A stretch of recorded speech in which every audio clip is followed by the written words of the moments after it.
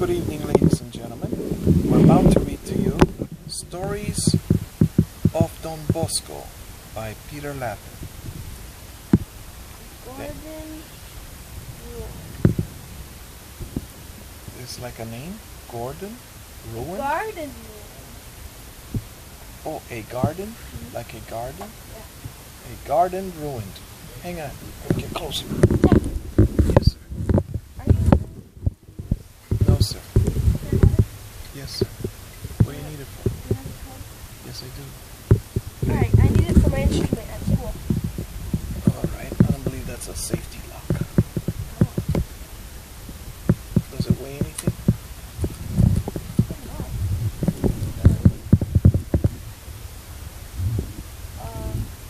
You know the number? Yes.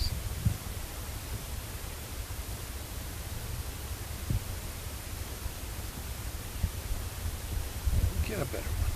What? Because the instrument is more expensive than this lock is. No, these are the locks he's giving out. Who's giving that? Just the The teacher. teacher. But this lock is not the same, son. You see, I have used locks, and this one doesn't weigh anything. It'll still lock it? Yes, but it's not a proper. Yeah. No, I would not give it to you for that purpose. Now, let me start reading. I just told you that I don't believe in the strength of this lock. Well, alright, you may not believe in it because you tested it, right? No, but I can see it. Why? It's flimsy like that? Yes. All locks are like that. No. I believe this one might be even from the dollar store. It's really just so that children learn how to use them. Do you have any other ones like this? But there's one at the store. Are you over tomorrow?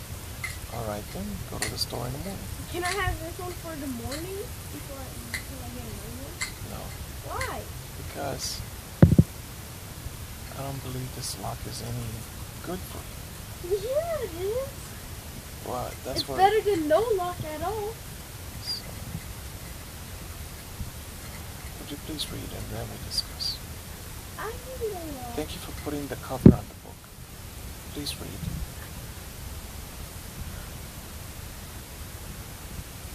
Take it. I don't know those numbers. I'll give it.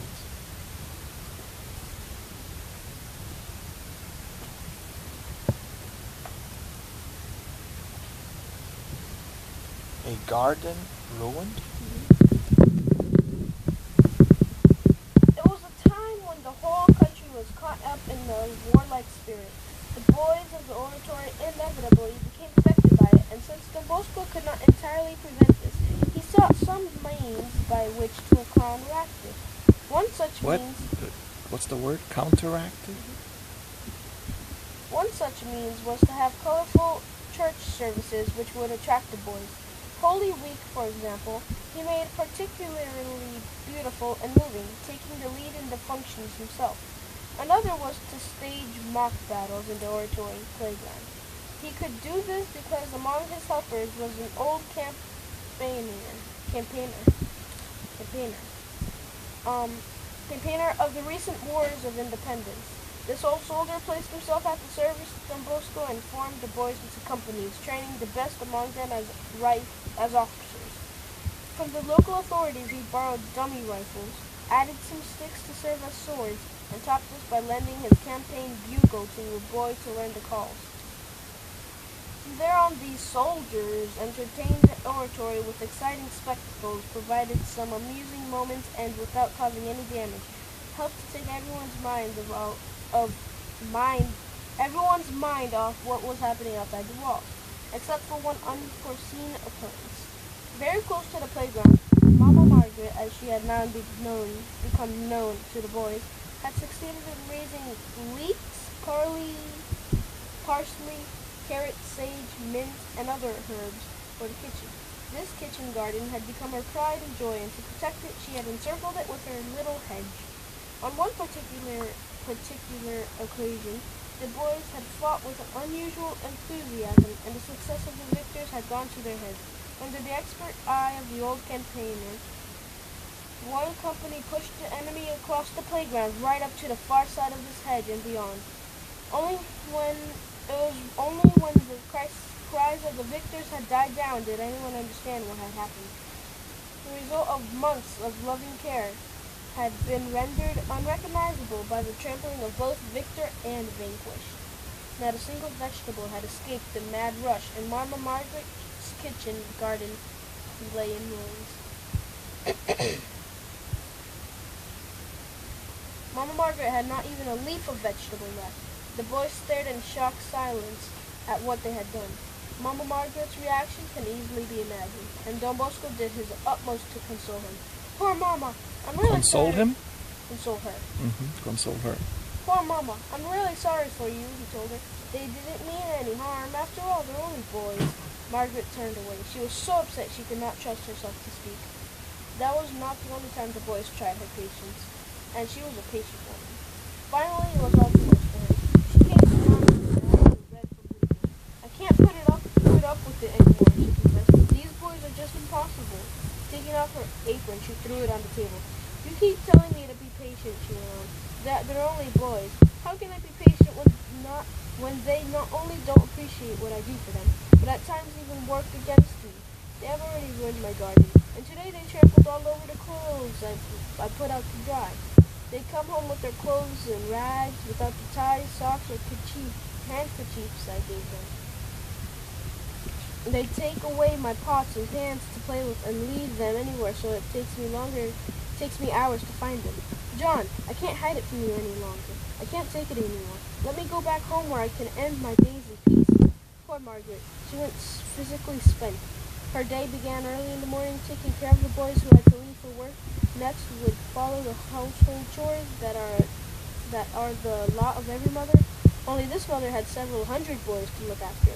Then came the preparation of the midday meal and then more cleaning. And so it would go until the end of the day. The end of the day, however, did not mean for her at the end of the work. Instead, while the boys were asleep, she would go around their beds, examining their clothes to find out which needed cleaning or repairing, and in the dim light of an old oil lamp, would stitch and sew at them far into the night. Don Bosco was well aware of all this, and for a long time said not a word. Aware everything that his mother complained of was right in every detail. It was true that the boys could expect too much from those who toiled for them every moment of the day. They could even be cruel to their benefactors. But everything considered, was that what counted? What counted was rather what one could do to help them save their souls. You are so right, Mama, he said at last. But without one word, he pointed to the crucifix hanging on the wall. Margaret's eyes for a moment remained fixed on the figure of Christ. She knew her son and knew what he was thinking. Then followed a moment of silent communication between the two. Then, with a sigh of resignation, she took up her apron, tied it to her, and went back to work. Ouch. I'm telling you, Mom. But why?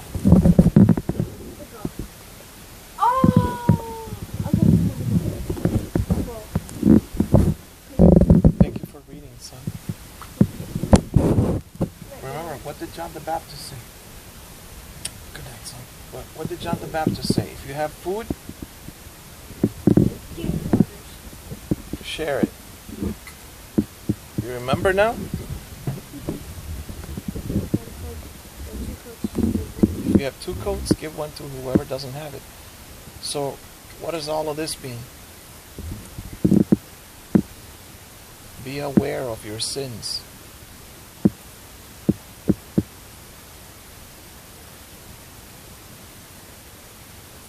Those that refresh others will themselves be refreshed. Yes.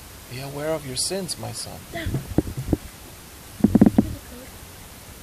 Yes, I need to find the paper. God bless you and those that surround you. Go do a good deed. Go help somebody.